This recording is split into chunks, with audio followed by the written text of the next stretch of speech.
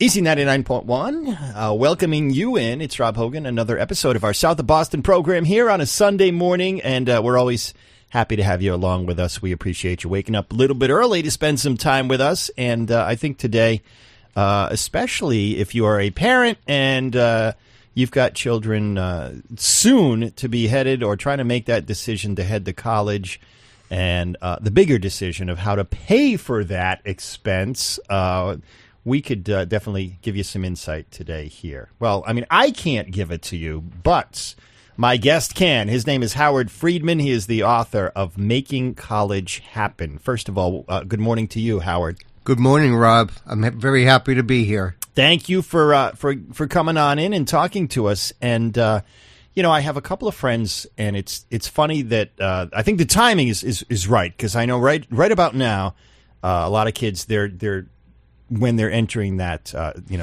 they're in their senior year. They're entering their senior year. They're doing the college visits. They're sending the applications.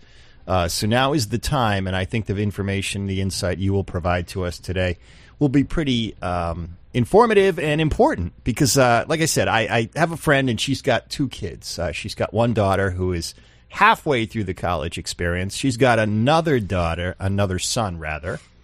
And he is, look at me, giving her more kids than she has. She doesn't want that. She's got another son who's sending his applications now. I believe sent 17 college applications in the last month.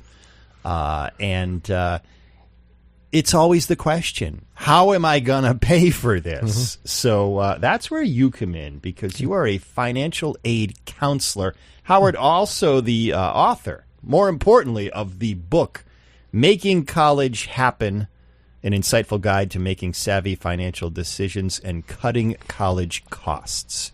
Howard, I looked up a couple off the top of my head, local schools. Tuition and fees, Northeastern, $81,432. Bentley, $56,500. Even a smaller school, a Bridgewater State, $11,051 a year. I mean, those are daunting numbers for a parent who has one or more kids that are going to be making that decision. How are they affording it? Affordability is something that's very personal. I think the most important thing and way I answer this question is, what does a student want to do? What is their career objective? Do they want to become a social worker? Do they want to become an engineer? Or maybe they want to become a plumber. You just don't know. Mm-hmm. When you look at the cost of college, you have to realize that there are variable costs that have to be taken into consideration. The first is the gross college costs, or the cost of attendance. And that cost includes tuition, room and board, miscellaneous costs, transportation, et cetera, et cetera. So that you can kind of look at as if you're buying something, because the college experience is you're buying something, and what you're buying is a college education. So you start off with the gross costs.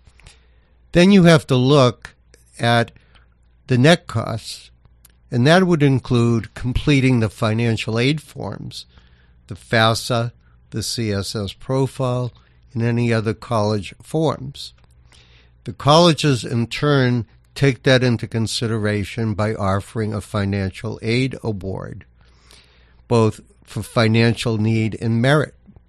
So ultimately what happens, to answer the question, is you really have to look at the financial aid award, look at the net costs, but also be very, very concerned about loans, because loans are something that either the parent or the student assumes responsibility. The other thing is looking at the major. It makes good sense to go to a state school if you want to major in education, because the payback on that is relatively small. If, for example, you mentioned Northeastern, Bentley, those might be for higher-ended positions that require a very, very strong college background. But ultimately, on the back end, when the student graduates, they may make enough money to pay any financial indebtedness by working hard for the degree and the profession that they have a passion for. Now, there are different types of financial aid. I'm assuming, I believe, if I'm understanding this correctly, what's the difference between a scholarship, a merit scholarship, and the ability? Does everybody get offered those, or how does that work? No. Let's look at the sources of aid. That may help answer the question. Mm-hmm. The first thing is a Stafford loan, and everybody gets a Stafford loan if they complete a FAFSA form. Okay, so that's the first thing. It ranges from $5,500 to $7,500. The second thing is, and it really goes in two directions, of financial aid, and which basically goes to the financial aid office, and they determine need based on the difference between the gross cost of college and the net number. It's called student aid index, which is the calculated number that they feel a family should pay. So the difference between those two is called need or financial need. In each school, depending on many factors, such as how badly do they want the student, how much are they willing to pay for the student, secondly, what are some of the student's skills, thirdly, basically, are they very, very needy? Because if they are, from the other end, they may get a Pell Grant. Now, on the other side, which many people overlook, is a merit side. And the merit side comes from the admissions office. So merit could be academic. It could be scholarships. In my book, I listed 50 different sources of getting merit or academic aid that students or families can do just through networking. So you have to be, in this whole process of affordability and everything, you have to look at those things in addition to loans. And the importance of loans is you have to shop around for them and know what will best suit your needs. One thing to bear in mind, and kind of discussing loans in a little further detail, the main thing is if you get a federal loan, and that could be a Stafford loan, it could be a Parent Plus loan. Those loans provide certain guarantees in the event of death, extenuating circumstances, a school's closed. So you get kind of an insurance policy by getting a federal loan. If you go to what they call alternative loans, where you go to the open market and get one, then those will vary. So you have to ask, what are the terms and conditions? They require a cosigner, and ultimately can be quite expensive. So I think the conclusion is you got to look at a lot of factors, and you also have to consult a lot of people before making them, besides a financial aid consultant.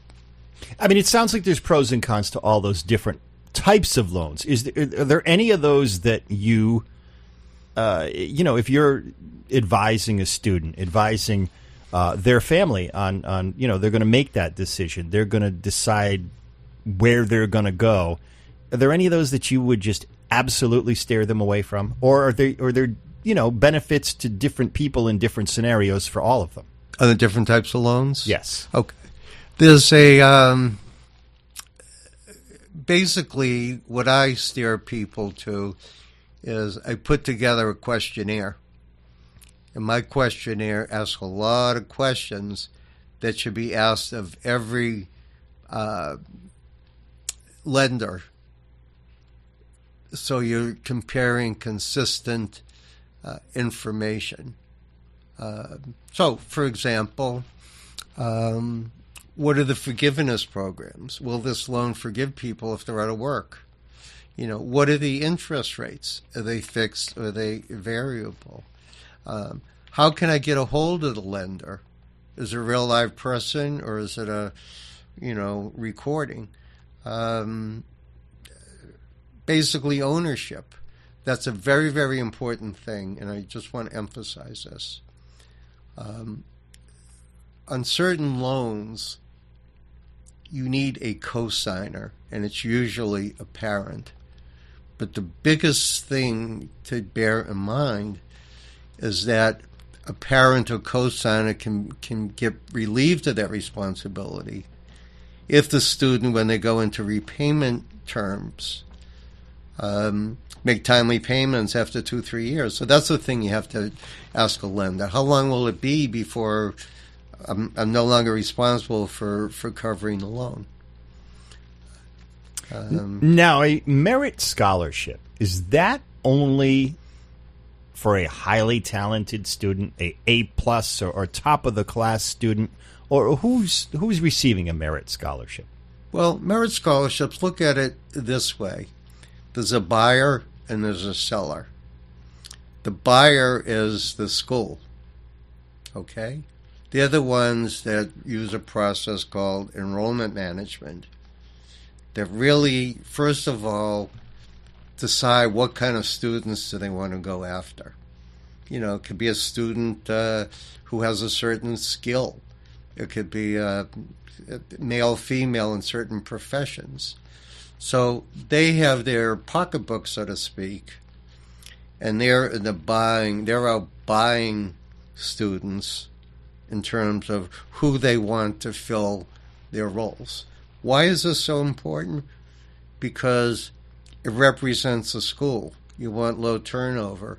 You want the school really to shine. So first one would be retention for a specific type of student. Other ones could include sports, academics. There are in my list of schools different types of activities, affiliations, etc. Now, one thing that's very important to remember is the scholarships come from two sources.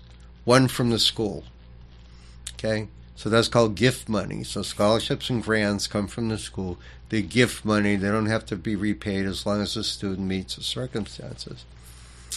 But I would also say when applying for an outside loan, the tricky part about it is some schools may offset the aid that they've already awarded by the outside award.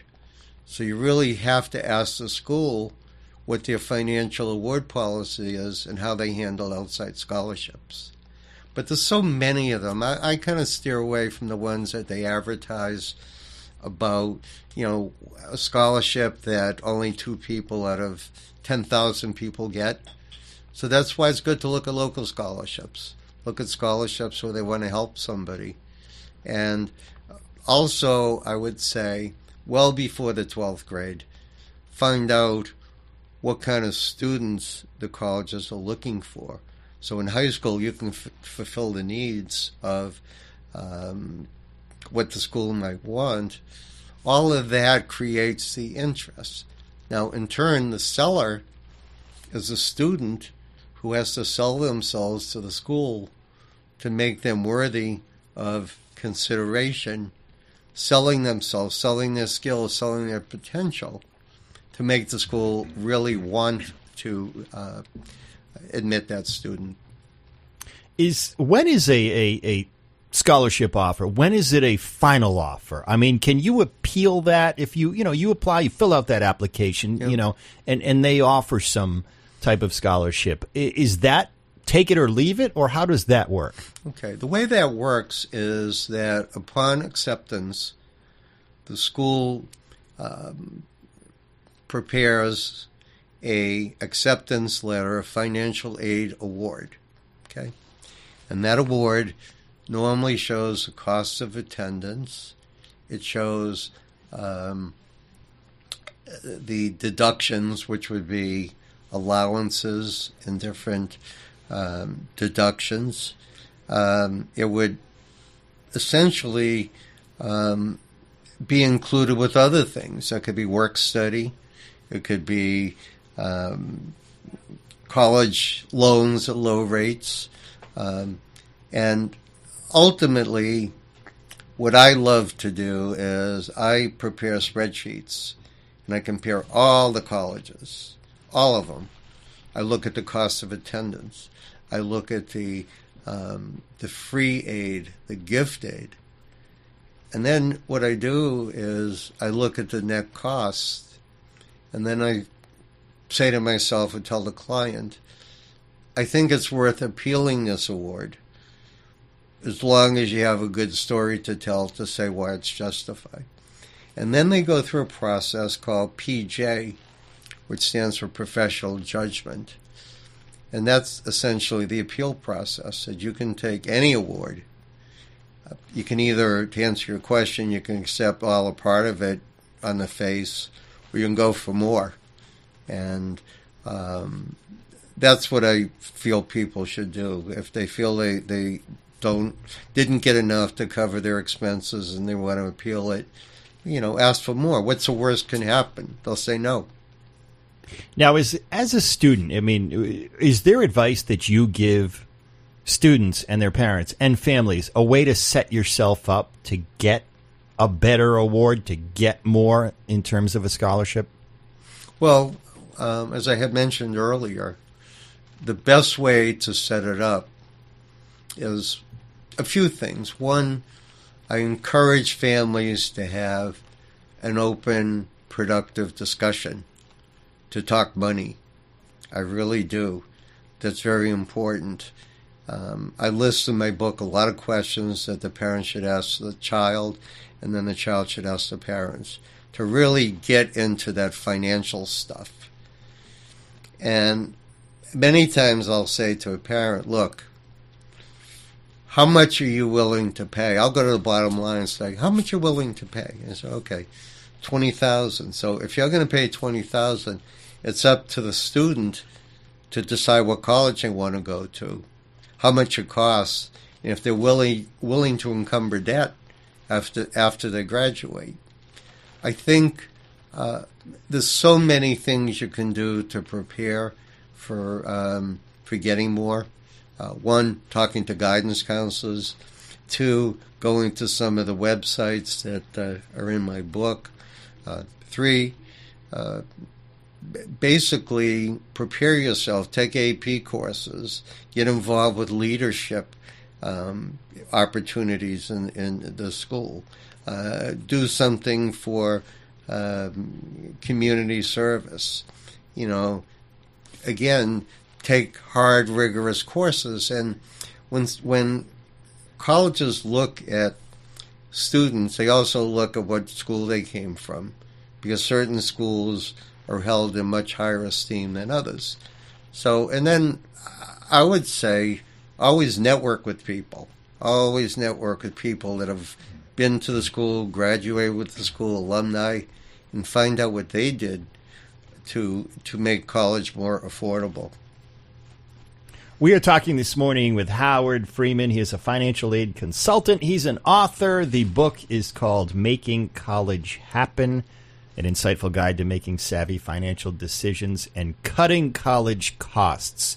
Now, I'm sure you've come across in your experience as a financial aid consultant, there are people out there who probably don't believe that college is even affordable or attainable for their child. What would you say to somebody who is staring down the idea of sending a couple of children to college down the road, and just right off the bat says, there's no way that I can possibly afford to do this? Well, I start my book talking about confidence, and I use the words yes and no. I made these acronyms. Yes stands for you expect success. You expect success. And then no is new optimism. The most important thing, again, is the communication. it's questions like, well, why do you want to go to college? Why do you want to go to college in Florida when you can get the same degree in Massachusetts, although the climate and the opportunities are much different? And how much are you willing to pay? How much are you willing to pay for it? And how much should I borrow? So there has to be this conversation comparing the schools they want to apply to and how much the costs are going to be and who's going to cover them. Your book has 13 different chapters here, Howard, all about the financial aid forms, about appealing those forms, about federal loans. I mean, just really a wealth of knowledge for anybody who's got a child where college is the hope, and it's on the horizon. How soon do you think? I mean, obviously, people, you have a child these days, and, people start a college fund, and there are multiple different ways, to do that, to start the savings plan and things, which are certainly helpful. How soon do you think it is, for the parent and the student to sit down and start to have that serious college discussion? Is that the sophomore year? Is that the junior year? I mean, is there a suggestion of an ideal time for that talk? I would say at the beginning of high school, and here's why I'm saying it. Because your accomplishments and value occur in high school. They occur in high school. So students should know, even if they went on campus tour in their freshman year, you don't have to and probably shouldn't wait until your senior year to do this, to find out what are colleges looking for. What are they looking for? What are they going to give out? What am I going to get out of this? They should go to the career placement office and find out, what kind of jobs are we, could we get or plan for, and get on a track. I don't think a student has to decide what they want to major in per se, but I think they should look at, again, what colleges are looking for. My book was written with the intent of taking readers on a journey, this journey that can start anytime. I think junior high is a little early, but I think you have to start with the journey, and then the other piece of it is attitude and optimism. We talked earlier about affordability. A student can go anywhere. They can go to a 2-year college and transfer. That's affordable. They can go into the military. That's really affordable because they're going to pay for it. They could go to work. If they're entrepreneurial, maybe they could start a business. There's different ways of being creative. They can live at home if they want to save some money. They can go to colleges that offer co-op. I went to Northeastern. I was in the co-op program, or study abroad. So there's all kinds of opportunities beyond grants and scholarships that the student can earn. And while they earn, they learn. And that's an education in itself that you're doing work, you're learning, but you're also getting paid for it. Now, your book, Howard, looks it's bright, it's colorful here, and as I flip through it, it looks like a really easy read. It's packed with all kinds of information, very easy to read and very easy to find, I think, the information you would be looking for. When you sat down and wrote this book, were there a couple things that you said, you know what, here's what I want people to take away from this book? Mm-hmm. I think what I wanted to do, and it may sound a little bit humorous, is I wanted to be my memoir of financial opportunities to give back to society what I learned. That's what I wanted it to be. I wanted it to be something that was relatively easy to read, something that made parents feel comfortable, more prepared, stronger, focused. I want them to deal with reality, because it's no big tragedy if you don't go to college. Going to college doesn't guarantee success. It's a student. It's a student, what they learn and what they have to offer. So I wrote the book starting with being positive, enjoying this adventure, not dreading it, not dreading the FAFSA, but also ending it, this journey, with finding employment and explaining to students what they have to do to be employed and make this college education worth it. And stay on path. Stay on path.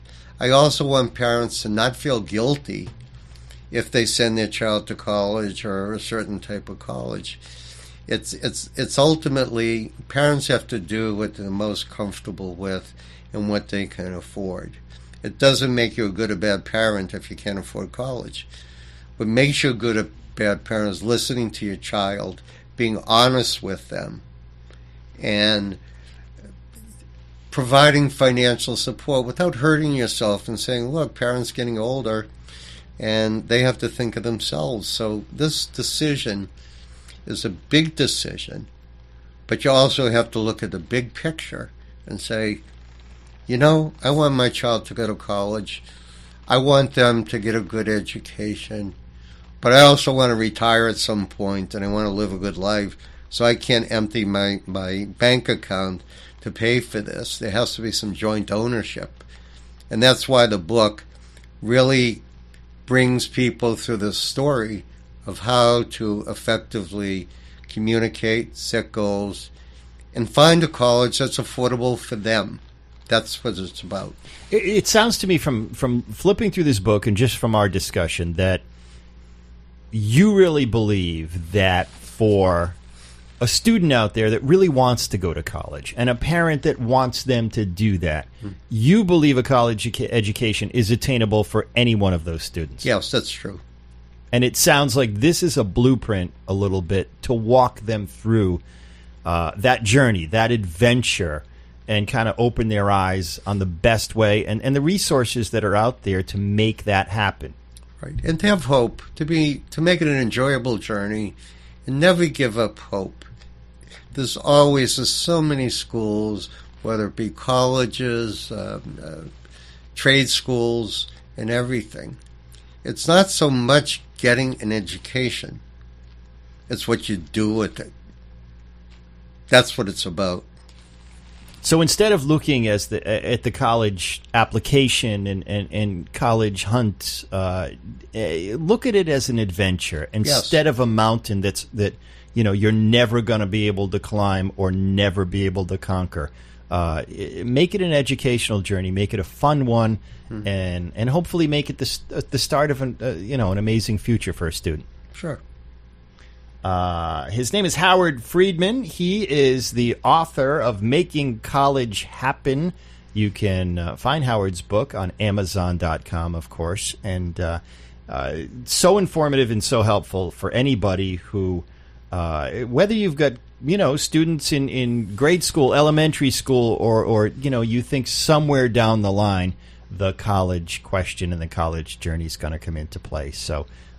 Definitely something, a great resource here. Thank you, Howard. I appreciate you spending a little bit of your time with us this morning. It was my pleasure. Thank you. And thank you for spending a little bit of your Sunday morning. We always appreciate you getting up a little bit early with us. And like I said, you can pick up Howard's book, Making College Happen, by Howard Freedman. It is the third edition. So a lot of people have been reading this book, a lot of people gaining some knowledge out of this.